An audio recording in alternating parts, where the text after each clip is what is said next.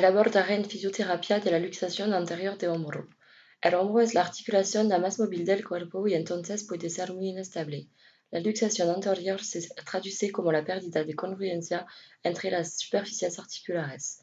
95% de las luxaciones están anteriores y las causas pueden ser múltiples. El mecanismo más típico es la caída sobre la mano con el brazo en abducción, extensión y rotación neutra. Desde un punto de vista anatómico, la articulación del hombro es de tipo diartrosis esferoidea, lo que permite movimientos en todos los planos. Es situada entre la cabeza humeral, la cavidad glenoidea y el rodete glenoideo. Las superficies articulares quedan coaptadas gracias a los músculos del manguito rotador y otros elementos estáticos y dinámicos. Si hablamos de incidencia, podemos decir que la luxación anterior del hombro suele presentarse en hombres jóvenes y toca aproximadamente 2% de la población. Siguiendo la clasificación tenemos dos conceptos, un traumático unidireccional que necesita cirugía y un atraumático multidireccional que se resuelve con tratamiento rehabilitador. Tras una luxación aparecen manifestaciones clínicas como dolor o impotencia funcional. El paciente acude a la consulta con su brazo en abducción y rotación externa. Se nota una prominencia, hablamos de hombro en charretera.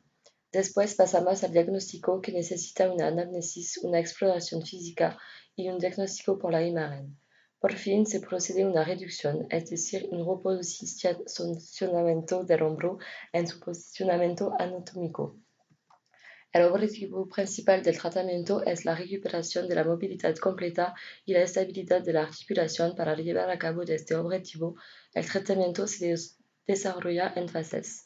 La fase de inmovilización permite normalizar el balance articular y la estabilización neuromuscular.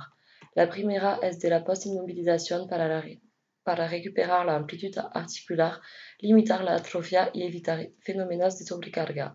En esta fase se realizan las correcciones de desentraje necesarias. En la segunda fase se inicia el refuerzo muscular con ejercicio de tonificación, propiocepción y trabajo específico antiluxación. La tercera consiste en recuperar toda la fuerza muscular y tener una buena resistencia para permitir al paciente el retorno a las actividades de la vida diaria. Por fin, la última fase es la más importante para los pacientes deportivos porque permite devolver a sus actividades con máxima seguridad.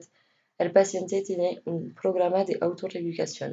Para concluir, la luxación anterior suele ser la luxación más frecuente del hombro. Es importante realizar un diagnóstico. Una buena recuperación es fundamental para que la lesión cure sin